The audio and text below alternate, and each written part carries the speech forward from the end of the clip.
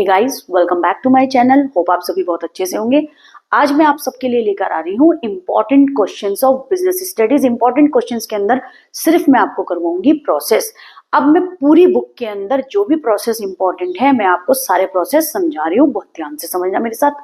देखिए बच्चा, देखिए सबसे पहला प्रोसेस जो हम पढ़ेंगे वो कौन सा पढ़ेंगे। अच्छा, हम प्रोसेस को बेटा एक बात और याद रखना, हम प्रोसेस को स्टेप्स भी बोलते हैं।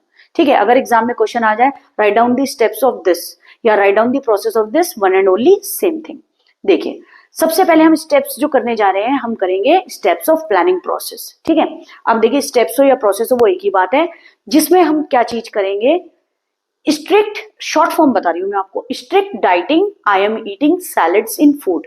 चाहे आप इस तरह से याद कर सकते हो उसको, कोई भी पूछे आपसे स्टेप्स ऑफ प्लानिंग क्या है, आप सीधा बताओगे strict dieting, I am eating salads in food. उसका फर्स्ट लेटर आप लिखोगे क्या है, S stand for setting objectives, D stand for developing premises, I stand for implementing the plan, E stand for evaluating the alternative courses, S stand for selecting an alternative, I stand for identifying alternative course of actions and F stands for follow up action। देखिए बेटा, अगर आपको strict dieting, I am eating salads in food नहीं याद हो, उसका हमें first letter लेना है ताकि हमें याद रहे कि हमारा प्रोसेस कैसा है। तो आप याद कर सकते हो। देखिए बेटा बहुत ध्यान से सुनना, कोई भी पूछे S dies if, याद रहेगा process, easy and simple. S dies if, S dies if।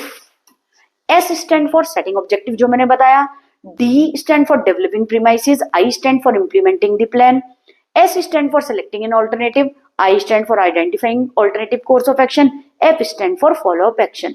अब एक बार वीडियो को पॉज करके अपने आप बोलना S dies if।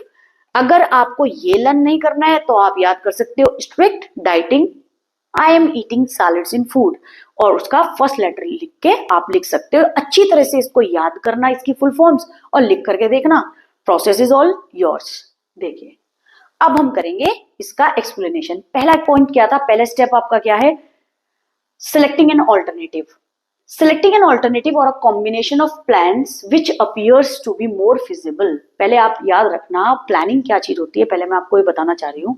Planning is always done for the future, not for the past. Planning हम इसलिए करते हैं ताकि फ्यूचर में आने वाला रिस्क, फ्यूचर में आने वाले रिस्क से हम अपनी ऑर्गेनाइजेशन को बचा सके, और प्लानिंग हम जो फ्यूचर के लिए करके रखते हैं ताकि हम गोल को एफिशिएंटली और इफेक्टिवली अचीव कर पाए। तो सेलेक्टिव एंड ऑल्टरनेटिव और अ कॉम्बिनेशन ऑफ प्लान, ऐसे प्लान को आपको क्या चीज करना है, अपनी ऑर्गेनाइजेशन के अंदर यूज करना है जो कि मोर फिजिबल हो। फिजिबल का मतलब इजिली इंप्लीमेंटेड, आप आगे जा करके फ्यूचर में उस प्लान को इजिली यूज करके अपने गोल अचीव कर सको। नेक्स्ट है आपका identifying alternative course of action. देखिए identifying alternative course of action through which the desired goals can be achieved. देखिए सपोज करो आपने कोई भी प्लान बनाया है जिससे गोल अचीव नहीं हो पा रहे हैं, तो उसके बाद हमें क्या चीज करना है, identifying alternative course of action. Another course of action हमें लेना है थ्रू विच हम गोल को, डिजायर्ड गोल जो हमें अचीव करने हैं हम अचीव कर सके, so that the goal of an organisation can be achieved efficiently and effectively.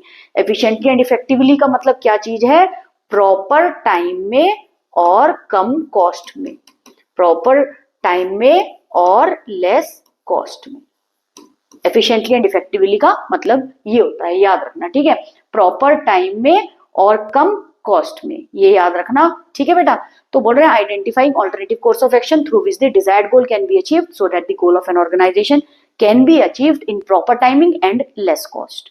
Follow up action in order to monitor. Monitor करना क्या होता है, चेक करना या चेकिंग करना, ये बात याद रखना। मॉनिटर का मतलब क्या चीज होता है, चेक करना। ठीक है, मॉनिटर का मतलब क्या चीज हुआ आपका, चेक करना। ठीक है, या चेकिंग करना। तो in order to monitor the plans, आप अगर जब आप क्या करोगे, फॉलो अप एक्शन, जब आपने कोई एक्शन इंप्लीमेंट कर दिया है ऑर्गेनाइजेशन के अंदर, तो आप ये चेक करोगे क्या वो प्लान अच्छी तरह से चल रहा है या नहीं चल रहा है जो आपने गोल अचीव करने के लिए बनाया था। To ensure that the desired objectives are achieved efficiently and effectively। Follow up action का मतलब ये है जब अपने आपने प्लानिंग को कन्वर्ट कर दिया एक्शन में इन ऑर्डर टू मॉनिटर, तो आप चेक करोगे उस प्लान को ताकि डिजायर्ड गोल्स या ऑब्जेक्टिव आपका एफिशिएंटली और इफेक्टिवली अचीव हो सके। ठीक है, नेक्स्ट देखिए बेटा। नेक्स्ट है आपका setting clear specific and measurable objective for the entire organisation. बिल्कुल क्लियर स्पेसिफिक और जिस ऑब्जेक्टिव को आप मेजर कर सको। जैसे फॉर एग्जांपल अगर मैं कहूँ 1 साल के अंदर हमें 10 लाख प्रॉफिट बढ़ाना है या सेल्स बढ़ानी है, तो क्या है मेजरेबल ऑब्जेक्टिव जिसको हम मेजर कर सकें for the entire organisation and each department और unit within the organisation. यानी setting clear specific and measurable objective पूरी ऑर्गेनाइजेशन के लिए, हर एक डिपार्टमेंट के लिए, हर एक ऑर्गेनाइजेशन के लिए, सॉरी हर एक यूनिट के लिए, कहां पर within the organisation, so that the goal of an organisation can be achieved efficiently and effectively. इस लाइन को अच्छे से लर्न कर लेना। फिर है डेवलपिंग प्रीमाइसिस। प्रीमिसिस या प्रीमाइसिस क्या चीज होती है? Future assumption. जिस एनवायरमेंट में बिजनेस वर्क करता है it is dynamic, it keeps on changing according to taste, preferences, fashion के अकॉर्डिंगली। तो हमें फ्यूचर के लिए तैयार रहना पड़ता है। फ्यूचर को हम एज्यूम करके रखते हैं कि कोई भी रिस्क आने वाला होता है, तो बोले developing premises which reflect the assumption about the future that the manager is required to make since future is uncertain. Uncertain का मतलब होता है रिस्की, इसलिए पहले से ही उसको एज्यूम करके रखना है अगर ये रिस्क आ गया तो हम कैसे कोप अप करेंगे उससे।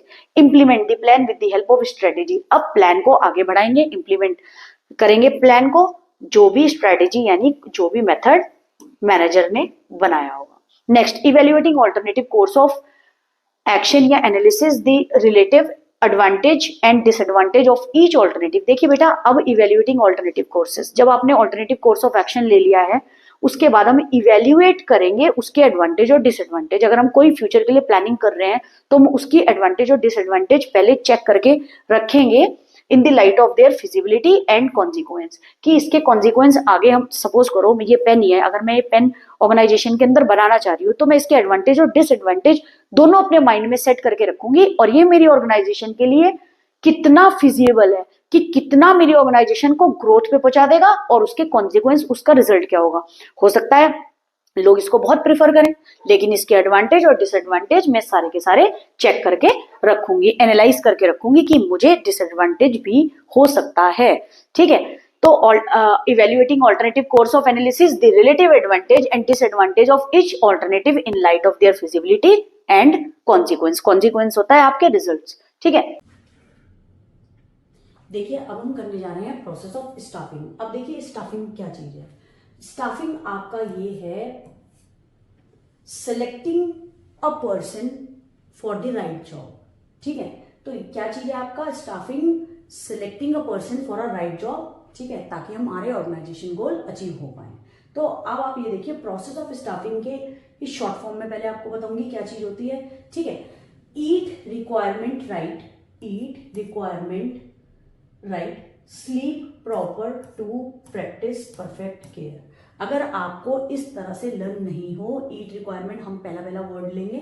ठीक है, E stand for estimating the manpower, R stand for recruitment, S stand for selection, P stand for placement and orientation, T stand for training and development and P stand for performance appraisal, P stand for promotion and career planning and C stand for compensation. अगर आपको ऐसे याद ना हो तो आप इसको short form में लिख सकते हैं, E R S P T P P C, E R S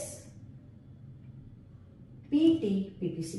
very easy, E R, ठीक है, E R S P T P P C, estimating the manpower, recruitment, selection, placement and orientation. इसको आप आराम से कर सकते हैं। देखिए आगे अब है आपका estimating the man power. Estimating the man power क्या चीज हो गया? Man power that means staff. सबसे पहले स्टाफिंग के प्रोसेस में हम ये चीज चेक करेंगे कि कितने स्टाफ की जरूरत है हमारे ऑर्गेनाइजेशन में। Estimating man power requirement means carrying out workload analysis. Workload analysis का मतलब क्या चीज है, जो मैंने अभी आपको बताया, knowing how many persons and what type organisational needs and workforce. देखिए अब बहुत ध्यान से सुनिए, वर्कफोर्स एनालिसिस का, वर्कलोड एनालिसिस का मतलब क्या होता है, knowing how many persons and what type of organisation need, कि ऑर्गेनाइजेशन की नीड क्या है और किस तरह का वो पर्सन मांग रहे हैं, ठीक है, काम करने के लिए। दूसरा है आपका, ये है वर्कलोड एनालिसिस। दूसरा होता है आपका वर्कफोर्स एनालिसिस। वर्कफोर्स एनालिसिस क्या चीज होती है, knowing how many employees and what type are available, कि हाउ मेनी इंप्लॉइज, कितने इंप्लॉइज, और व्हाट टाइप आर अवेलेबल, कौन से टाइप ऑफ इंप्लॉइज अवेलेबल है। यहाँ पे है कितने पर्सन, वर्कलोड एनालिसिस में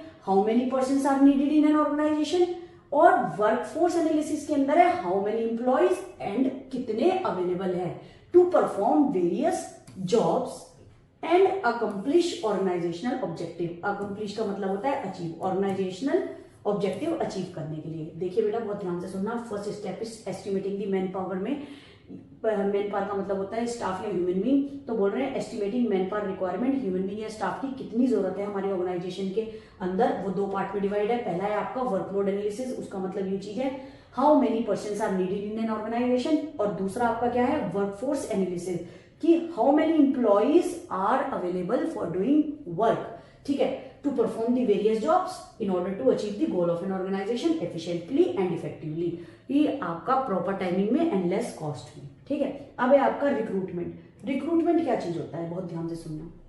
रिक्रूटमेंट को हम बोलते हैं बेटा पॉजिटिव प्रोसेस। देखो रिक्रूटमेंट का मतलब क्या चीज होता है, attracting a number of candidate, मतलब बहुत सारे लोगों को अट्रैक्ट करना to apply for the given job, job के बारे में बताना। तो नंबर ऑफ कैंडिडेट जितना ज्यादा अप्लाई करेंगे उतनी उनको क्या चीज होगी, एक पॉजिटिव इंपैक्ट होगा कि हमें भी जॉब मिल सकती है। तो रिक्रूटमेंट पॉजिटिव प्रोसेस है जिसका मेन काम क्या है, जॉब के बारे में बताना और अट्रैक्ट करना नंबर ऑफ कैंडिडेट को कि वो अप्लाई करे जॉब के लिए। The higher the number of people who apply for a job, देखिए जितने ज्यादा लोग अप्लाई करेंगे जॉब के लिए उतने ज्यादा आपके पास ये होगा ना कि उतनी अच्छा किसी पर्सन को आप प्लेस कर सकते हो। जैसे आप 50 लोग कैंडिडेट या 100 कैंडिडेट को आपको क्या करना है, रिक्रूट करना है, और देने के लिए इंटरव्यू आ गए 1000, तो आपको एक अच्छा पर्सन मिल सकते हैं ना। जो 100 आपने इंटरव्यू सिलेक्ट करोगे लेकर के तो आपको अच्छे मिल सकते हैं ना, क्योंकि जितने लोग अप्लाई करेंगे इसमें पॉजिटिव प्रोसेस है उतने ही अच्छा कैंडिडेट आपको जॉब के लिए मिलेंगे।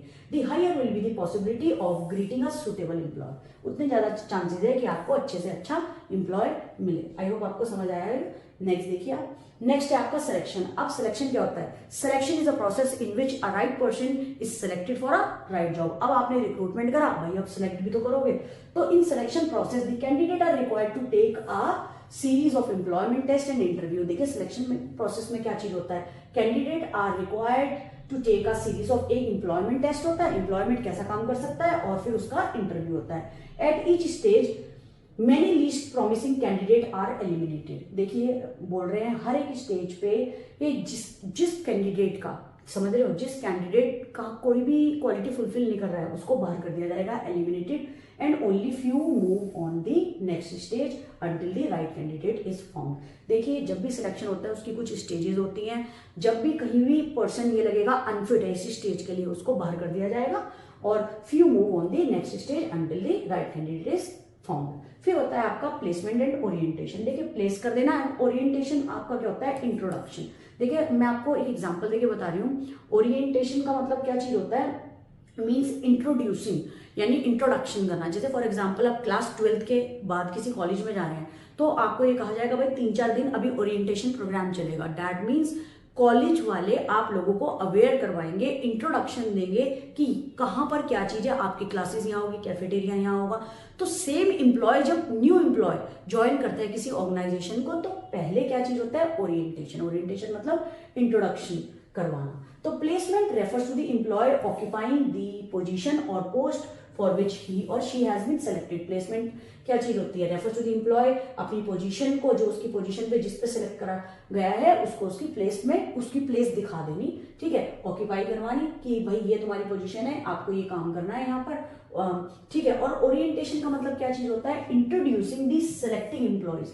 जो एम्प्लॉयज आपने सेलेक्ट करा है उसको क्या करना, इंट्रोड्यूस कराना अदर एम्प्लॉयज से, एंड फेमिलराइजिंग हिम और हर विद द रूल्स, और क्या चीज बताना उसको, rules and policies of the organisation, ताकि वो अवेयर हो जाए कि कौन सी इस ऑर्गेनाइजेशन की क्या रूल्स एंड रेगुलेशन और क्या पॉलिसीज है। तो प्लेसमेंट का मतलब क्या चीज हो गया, एम्प्लॉय को उसकी पोजीशन दिखाना कि किस पोजीशन पे है और उसकी जगह बताना कि भाई ये तुम्हारा ऑफिस है। दूसरा ओरिएंटेशन, उसको इंट्रोड्यूस कराना अदर एम्प्लॉयज के साथ, ताकि वो क्या चीज हो जाए, कंफर्टेबल हो जाए, और रूल्स एंड रेगुलेशंस बताना ऑर्गेनाइजेशन के। नेक्स्ट है आपका ट्रेनिंग एंड डेवलपमेंट। उसके बाद क्या होता है, ट्रेनिंग एंड डेवलपमेंट। कोई भी पर्सन आ गया किसी भी ऑर्गेनाइजेशन के अंदर, एकदम तो उसको कहा नहीं जाएगा कि काम कर दो, तो क्या चीज है, training and development. Training is the process by which the aptitude, skills and abilities of employees to perform a specific jobs are increase. देखिए ट्रेनिंग एक ऐसा प्रोसेस होता है जिसमें पर्सन की एप्टीट्यूड, परफॉर्मेंस, स्किल्स और एबिलिटीज, काम करने की क्षमता of employees to perform a specific job पे क्या करी जाती है, increase. It is a process of learning. देखिए ट्रेनिंग और डेवलपमेंट, ट्रेनिंग क्या होता है, process of learning new skills. Training क्या चीज होता है, ट्रेनिंग में ये बताया जाता है आप न्यू स्किल्स को कैसे लर्न कर सकते हैं। ठीक है, ये किसी भी एम्प्लॉय से करवाया जाता है कि न्यू स्किल्स कैसे लर्न करनी है। वेयर एज डेवलपमेंट क्या होता है, refers to the learning opportunities designing to help the employees to grow. देखिए डेवलपमेंट का मतलब होता है इन फ्यूचर ग्रो करना। It involves growth of an individual in all respect. ठीक है, तो इसका मतलब क्या है, आपका याद रखना, कोई भी पूछे ट्रेनिंग क्या है, learning new skills, whereas development क्या चीज होता है, growth. It involve growth of an individual in all respect, और इन ऑल रिस्पेक्ट इंडिविजुअल की growth by learning new skills, opportunities grab करना, हायर पोजीशन पे जाना। तो ये सब चीज क्या होती है, ग्रोथ डेवलपमेंट के अंदर। अब है परफॉर्मेंस अप्रेजल। देखिए परफॉर्मेंस अप्रेजल क्या चीज होती है, परफॉर्मेंस चेक करना किसी एम्प्लॉयज की, जो आपने स्टैंडर्ड सेट करा हुआ है वो उस तरह का काम कर रहा है या नहीं कर रहा है। तो performance appraisal means evaluating an employ current और पास्ट परफॉर्मेंस। देखिए बेटा करंट एम्प्लॉय की देखिए एक चीज बहुत ध्यान से सुनना, performance appraisal means evaluating an employ current और past performance. Current performance as well as past performance check करना, अप्रेज करना as against certain predetermined standard. मैंने आपको अभी भी बताया था परफॉर्मेंस अप्रेजल के अंदर आपने कोई स्टैंडर्ड सेट करा होगा, फिर आपने अपने एम्प्लॉय को काम करवाया होगा, तो उससे उसको मैच करना, क्या उसकी परफॉर्मेंस उस तरह की है या नहीं है। ठीक है, अप्रेजल्स और employee reports are used for a variety of purposes. देखिए अप्रेजल्स और एम्प्लॉय रिपोर्ट यूज करी जाती है for a variety of purpose relating to the training, कि ट्रेनिंग में क्या सीख के आया, कि उसको आगे प्रमोशन देना है या नहीं देना है, कंपनसेशन देना है या देना है, एंड अदर इंसेंटिव्स। कंपनसेशन और अदर इंसेंटिव्स क्या हो गए आपके, बेनिफिट्स, बोनस एसेट्रा। ठीक है, तो परफॉर्मेंस अप्रेजल बेसिकली किस चीज के लिए होता है, एम्प्लॉय की परफॉर्मेंस करंट और पास्ट की चेक करना, जो आपने माइंडसेट बनाया हुआ है, क्या चीज सोच के, प्री डिटरमाइंड स्टैंडर्ड क्या होना चाहिए। अप्रेजल और employee reports are used for variety of, किस चीज के लिए, पर्पसेस लाइक ट्रेनिंग, कैसी ट्रेनिंग में क्या सीख के आया है, इसको प्रमोशन देना चाहिए या नहीं देना चाहिए according to their performance, compensation और अदर बेनिफिट्स देने चाहिए या नहीं देना चाहिए, इतना कैपेबल वो है या नहीं है। आगे देखिए, आगे आपका प्रमोशन एंड करियर प्लानिंग। देखिए ये प्रमोशन लीड्स टू मोर पे। प्रमोशन क्या होता है, लोअर पोजीशन से हायर पोजीशन पे जाना, जो इंक्लूड करती है मोर पे, रिस्पॉन्सिबिलिटी भी बढ़ेगी, जॉब सेटिस्फैक्शन भी ज्यादा से ज्यादा होगा। The main motive of this step is to encourage employees to grow and realize their full potential। देखिए बेटा इस स्टेप का मेन मोटिव या एम क्या है, कि एम्प्लॉय को ज्यादा से ज्यादा एनकरेज करना कि वो फ्यूचर में ग्रो हो सकते हैं, लोअर पोजीशन से हायर पोजीशन पे जा सकते हैं और अपना फुल पोटेंशियल ऑर्गेनाइजेशन के अंदर शो कर सकते हैं। Career planning on the other hand क्या इंक्लूड करता है, करियर क्या होता है हमारा, प्रमोशन, ट्रांसफर, डिमोशन। तो करियर प्लानिंग क्या चीज हो गया, इंक्लूड प्रमोशन हो गया, आपका ट्रांसफर हो गया, डिमोशन ऑफ पर्सोनल, पर्सोनल का मतलब क्या हो गया, स्टाफ हो गया, जो कि बेस्ड किस पे है, based on employee performance appraisal. Employee performance appraisal, कैसा एक कैंडिडेट, एक एम्प्लॉय अपना परफॉर्मेंस शो कर रहा है ऑर्गेनाइजेशन के अंदर। ठीक है, तो उसी के अगेंस्ट उसको प्रमोशन दिया जाएगा, ट्रांसफर दिया जाएगा या डिमोशन दिया जाएगा। तो करियर प्लानिंग यही होती है, काम अच्छा करेगा तो प्रमोशन मिलेगा।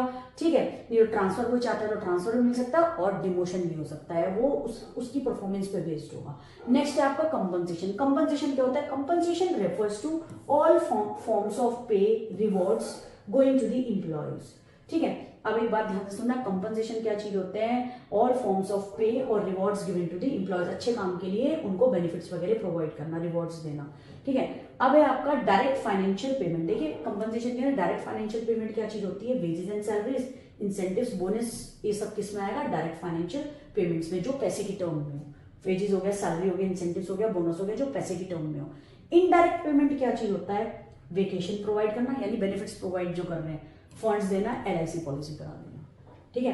कंपनसेशन क्या चीज होती है, जो इंप्लॉइज को दी जाती है, किसकी फॉर्म में, रिवॉर्ड की फॉर्म में, एक अच्छे काम के लिए, एक अच्छी परफॉर्मेंस के लिए। उसके दो पार्ट हैं, एक होती है डायरेक्ट फाइनेंशियल पेमेंट, दूसरा होता है indirect financial payment. Direct financial payment पैसे देना in the form of wages, salaries, incentives, bonus, ठीक है, कैश देना। इनडायरेक्ट पेमेंट क्या होता है, वेकेशन प्रोवाइड कर दी भाई, फंड्स दे दिया, LIC दे दिया, ठीक है।